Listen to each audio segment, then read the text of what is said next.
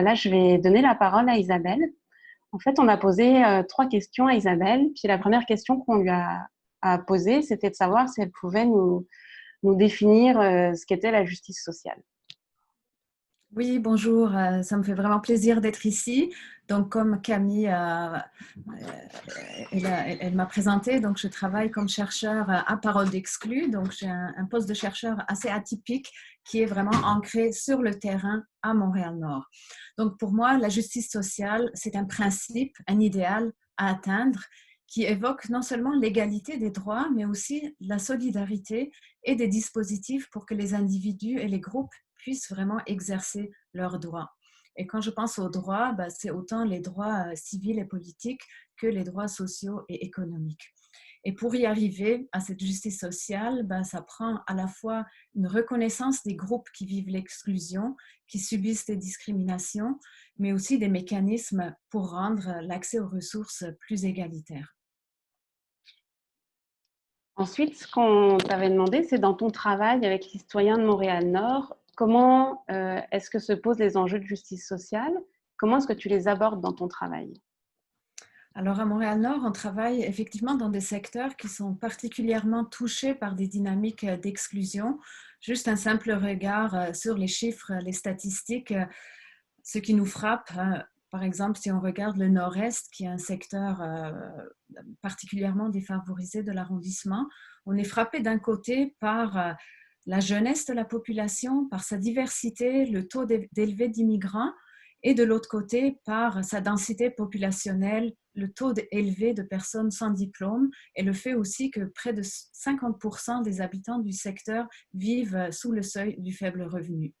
Donc, c'est clair que ça entraîne beaucoup d'enjeux importants, dont des enjeux d'accès à l'alimentation, d'accès aux services de santé, non seulement parce que les ressources peuvent coûter trop cher, mais aussi parce que les magasins ou les cliniques sont physiquement vraiment trop éloignés pour y accéder.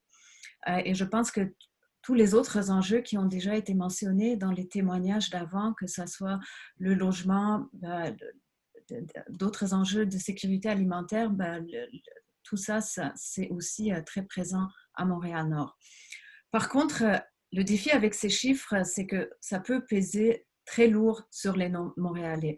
Donc, les gens se sentent stigmatisés, ils refusent les étiquettes qui sont attribuées à leur quartier. Donc, je pense que beaucoup de personnes, en fait, à Montréal-Nord, prennent la parole, s'impliquent et veulent transformer leur milieu de vie. Donc, c'est une forme de lutte pour une justice sociale où on refuse de porter sur soi tous ces enjeux-là. Et je pense que c'est vraiment une dimension très importante, cet engagement des citoyens à Montréal-Nord. Et bien sûr qu'il y en a beaucoup d'autres aussi qui peuvent avoir une attitude plus résignée et douter qu'un changement soit vraiment possible dans leur milieu. Alors, qu'est-ce qu'on fait à Parole d'Exclus?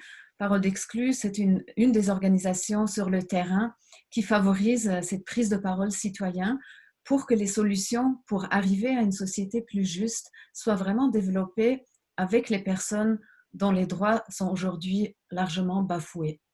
Donc, on amène un croisement des savoirs, on amène un dialogue pour vraiment réfléchir ensemble aux liens qu'il y a entre les situations individuelles vécues et les enjeux systémiques. Ce qu'on fait, c'est aussi de développer des projets pour apporter certaines réponses. Euh, on a développé des projets vraiment dans plein de secteurs selon les enjeux nommés par les citoyens. On a développé des projets pilotes à une assez petite échelle, mais qui permettent d'accéder plus à certaines ressources en proposant des modèles alternatifs où l'implication et la réciprocité sont vraiment mis de l'avant. Donc, on a travaillé, par exemple, un CPE communautaire, un espace santé citoyen, divers projets qui sont liés à un système alimentaire pour tous. Donc, je dirais qu'on travaille vraiment à différentes échelles et à des niveaux complémentaires. On crée aussi, et en premier lieu, en fait, vraiment des espaces où les gens peuvent prendre la parole. Ils expriment leurs aspirations et ils contribuent aux décisions qui concernent leur milieu de vie. Et ça aussi, c'est une façon de travailler la justice sociale, donc au niveau plus participation aux décisions à un niveau plus politique. Ces espaces de prise de parole, en fait, permettent aussi de créer des acteurs collectifs qui font des propositions et qui interpellent aussi plus au niveau politique les autorités. Donc, pour l'instant, on a une échelle assez locale, mais notre but et notre objectif, c'est vraiment de partir des besoins exprimés pour amplifier ces voix-là et influencer tranquillement le système niveau par niveau pour arriver à une société plus juste. Et comment est-ce qu'on pourrait faire le pont entre la question de la justice sociale et la transition socio-écologique? Alors, je pense que faire le pont entre la justice sociale et la transition, ça demande bien sûr un rapprochement et une ouverture vraiment réciproque. Et je pense qu'aujourd'hui, ce rapprochement est absolument nécessaire. On ne peut plus dissocier la justice sociale et environnementale. Donc, il est important de trouver des façons d'intégrer non seulement les discours, mais aussi de faire des ponts entre les milieux qui s'impliquent pour l'un et pour l'autre. C'est clair que pour des individus et des groupes dont les besoins essentiels ne sont pas satisfaits, il peut être un peu plus difficile de s'engager pour des questions environnementales, d'autant plus qu'en milieu urbain, on peut se sentir un peu déconnecté parfois de la nature. On a vu des cas de mobilisation lorsque, par exemple, l'effet d'une pollution environnementale est tellement palpable au quotidien et qu'elle se traduit directement dans une détérioration des conditions de vie, par exemple la contamination de l'eau potable. Donc ça a donné lieu dans les milieux de grande pauvreté à des mobilisations collectives. Je dirais aussi, dans les dernières années, la popularité de Greta Thunberg a fortement contribué à sensibiliser très largement à la question environnementale.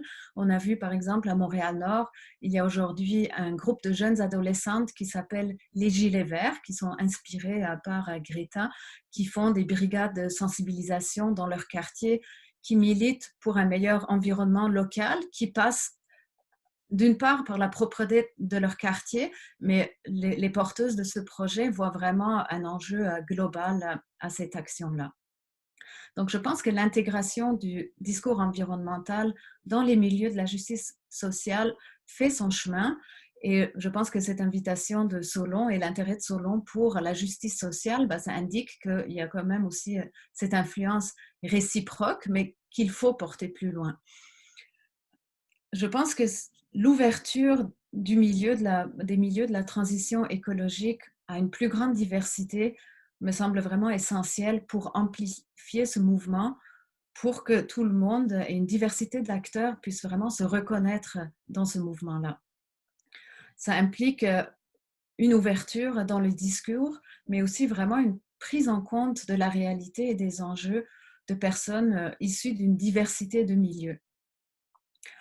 Et pour terminer, j'ai envie de souligner que les mouvements citoyens peuvent amplifier des voix qui sont peu entendues.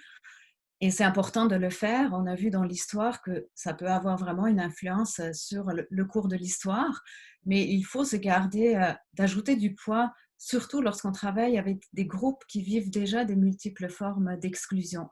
Donc c'est important, lorsqu'on mobilise des personnes en situation de vulnérabilité, d'être vraiment à l'écoute de leurs priorités d'action, de leur temps, de leur désir d'implication. Et dans toutes ces interpellations-là et les mobilisations, de ne pas oublier le rôle extrêmement essentiel que les gouvernements et les entreprises et autres structures jouent dans la transformation vers une société plus juste et éco-responsable. Merci Isabelle, merci beaucoup.